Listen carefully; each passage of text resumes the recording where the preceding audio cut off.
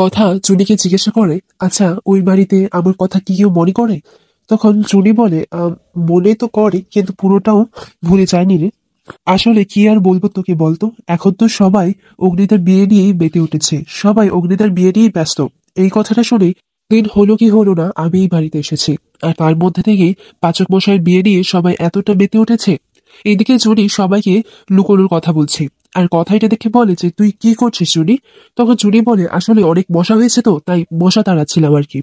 উনি কথাকে বলে যে তুই একবার অগ্নিদার সাথে কথা বলে দেখ না রে, যদি সবটা ঠিক হয়ে যায়।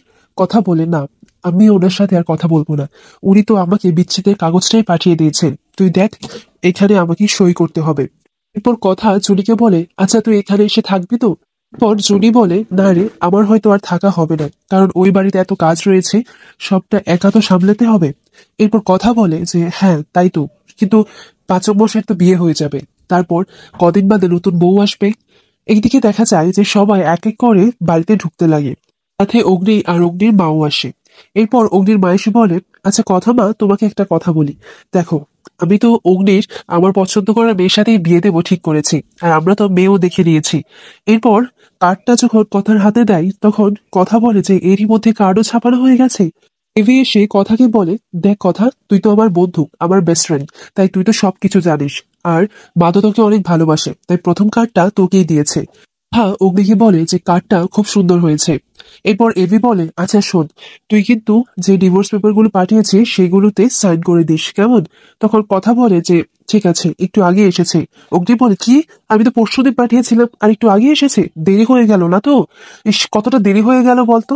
তখন কথা বলে, আপনার এতটা উতলা পাচক মশাই, আপনি বিয়ে করতে এতটা উতলা হয়ে পড়েছেন, আর আপনি নিজে এসে আমাকে বিয়ের কথাটা বলছেন, আপনার একটুও বাধ্য না? কথা এই কথাগুলোই তার মনে মনে ভাবতে লাগে। পর অগ্নির মা কথাকে বলে, আচ্ছা কথা মা, তুমি তো আমাদের বাড়ির মেয়ের মতো, তুমি সেখানে গিয়ে থাকবে, বিয়ের দিন না হয় সইটা করে দেবে, আর এত তারা কিসের ঋতুর? কথা মা নিশ্চয়ই সই করবে, খাওয়া দাওয়া করে, আর হ্যাঁ নতুন বৌমাকে তো শিখিয়ে পড়িয়ে দিতে হবেই তোমাকে।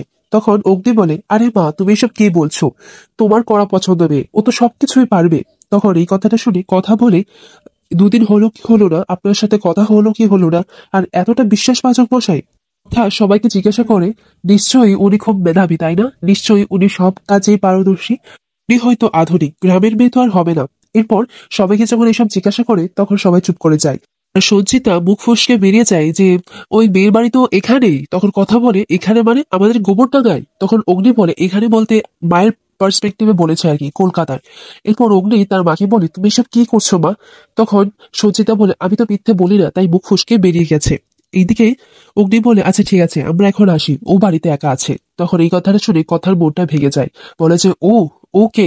তখন সবাই বলে, ও তো ও। এরপর জুনিকে বলে যে, আচ্ছা জুনি, পাচক মশাই ওর সাথে বুঝি খুব গল্প করে তাই না? এমন সময় প্রিয় এসে বলে যে হ্যাঁ, দুজন দুজনকে গিফটও দিয়েছে। একদিন সকালে এভি কথাকে বলে যে কথা, তুই আমাকে কফি দিত আর হার্বাল কফি দিস। এরপর হঠাৎ করে এভির মনে পড়ে যে কথা তো এখানে নেই। পর দেখা যায় অগ্নি কথাদের বাড়িতে আসে, আর কথা ধূপ দেখাচ্ছিল বলে অগ্নি বলে, তুই জানিস না আমার যে স্মোক অ্যালার্জি, এটা দূরে সরা।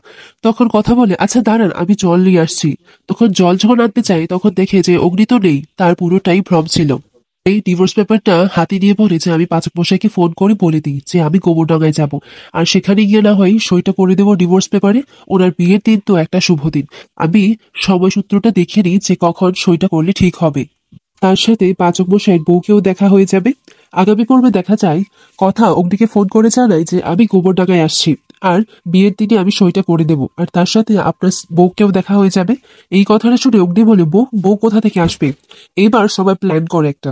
এরপর কথা যখন বাড়িতে আসে তখন একটা শাড়ি পরা মেয়েকে ঘুমটা দেওয়ানো দেখা যায়, আর সেই মেয়েকে কথাকে জিজ্ঞাসা করে, বোন একটু তোমার মুখটা দেখি তো।